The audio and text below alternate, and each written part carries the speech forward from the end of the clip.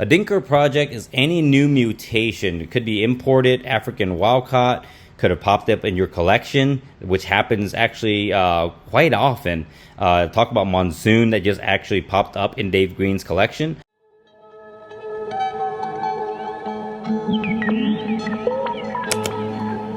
Hey guys, this is Bob here, the owner of Balls and Southeast Reptile Expo. On today's episode of MorphMarket vlog, I'm going to discuss how we start projects here, either from the ground up, Dinker project, or just trying to add a new gene into our collection, and how we go about managing the odds and how to increase the odds. Overall, the view of how to start new projects. So what is a Dinker project?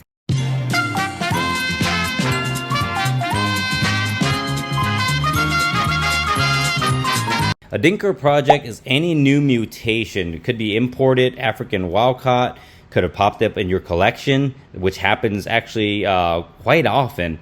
Talk about monsoon that just actually popped up in Dave Green's collection. So this animal was purchased from a friend as an African wild caught animal. So this genetic is unknown, but you can clearly tell it's not a normal looking ball python. It has almost no alien heads. It has a lot of really granity sides, has that chocolate feel to it, but we bought it as an African wild caught. So how would we start project, and how do we work it out to see if it's genetic, and how do we add new genes to this, and what, in my opinion, is the best route to do it? So because we have a female, it's actually super advantageous to have a female, because you can breed her again the following year after she lays eggs, and you can try to prove out recessive genes or supers a lot faster. So with this animal, I already know the look I'm going for, so I went ahead and bred her to a pastel desert ghost axanthic right off the rip. Now the reason for that is I don't want to add a ton of genes to this where I can't ID it or I can't tell what's happening or anything like that. So we went fairly simple. We added double recessives in there in case this would be a really cutting edge project down the road. We already have desert ghost and axanthic, which are two of my favorite genes to work with into this. So let's look at the babies. So what we have here are the babies to that female that currently named as Distortion for that project. That's what we bought it in as, so that's what we're going to keep it as. But you notice these babies don't look particularly like mom. They're not anything special. Maybe it's a little bit more reduced pattern. They got this nice dorsal, but other than that, it's nothing too crazy. You can kind of see a really dark blacks on here and just maybe some of this reduced patterning, but nothing particularly stands out. So what does this mean for this project? Does that mean we just scrap the entire project and call it done? No. So now we have to test to see if this project is actually recessive or not genetic at all, right? Because it doesn't look to be codominant, doesn't look to be an incomplete codominant. What we'll do is, we got lucky here. We ended up with a male and two females. So this male will end up being bred back to mom. So this animal is roughly, let's say, about 400 grams. So in about 2-3 months, once it's about 700 grams, we'll pair this animal back to mom, and then we'll find out if this is a recessive project or not. Actually, I'm hoping it's going to come out recessive, and that some of the babies will look like mom. Now, the advantage to using this male particularly is because he is also double het desert ghost and axanthic. So all of those babies could be het desert ghost axanthic, which moves us one step further in that project. We can genetic test all the animals and obviously hold back. We're hoping we can hit a recessive form of mom, and there'll be double het desert ghost axanthic. Then we can breed it back to these girls. And within literally 2 seasons, we could have desert ghost axanthic versions of mom. And that's how fast we can move the project if we start off with the right step and breed the mom to the right animal. Using genetic testing, we can skip years and years and years on this project. So now that we've discussed the Dinker project and how to get that started, let's talk about how to add a new gene into your collection that's current existing, and how to add something new, recessive or codom. We'll take about the same approach. So here we have a new recessive gene that I'm adding to my collection. It's paint. I actually don't own any paint until about 2 years ago. This was the first paint female we purchased. I like what it's doing. I like all the blushing and all this. I just didn't get into it originally because of all that confusion with Sentinel and all that stuff, and I had so many other projects going. I'm loving this project, so how do I add this to what I'm currently working with? Female laid eggs for us last year, And I actually bred her to, surprise, surprise, a desert ghost axanthic. So now we have triple het desert ghost axanthic paint babies. Doing the calculations on Morph Calculator or whatever, you'll know that breeding triple het to another triple het, your odds are not very favorable. So you can do that same exact pairing 5 times and never hit a triple visual. So what can we do to help us out on those odds? Okay, so in order to increase our odds on a triple het to triple het pairing, we will use this animal here. This is a male triple het desert ghost VPI axanthic paint.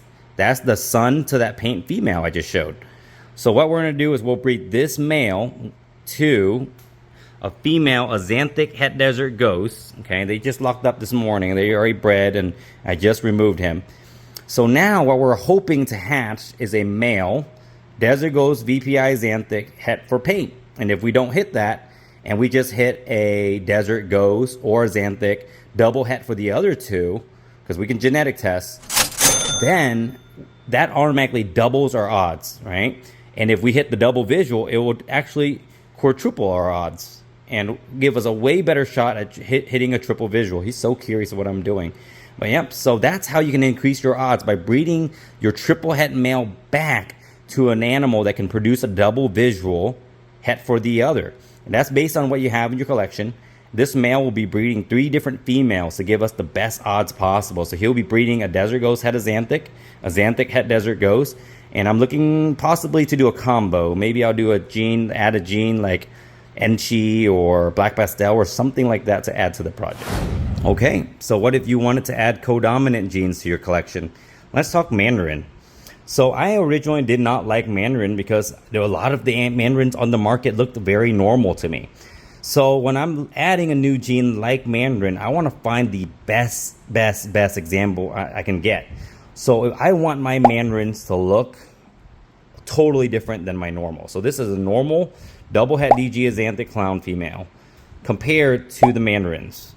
If I can't see the difference, I don't want to add it. So when you add new codominant genes, just be smart and go out there and pick the best example you can find in the right budget and all that, and just get the best animal you can get. And because my projects around here, I have a lot of hypos and a lot of clowns also, I'm going to focus my Mandarin project mostly around hypos and clowns, and then we'll definitely try to expand over to desert ghosts. And maybe not axanthic, because honestly, Mandarin adds so much orange and axanthic removes it, we probably won't be going that route. So if you're able to, and get able to find the right animal, to go ahead and add a recessive into the project. So this is a Mandarin hypo female breeder.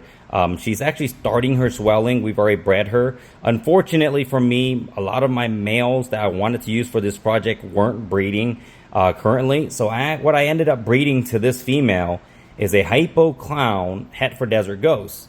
So our target animal for this pairing, where she's swelling here, you can see the sides are starting to have that little crease there. So she'll probably be ovulating here in the next week.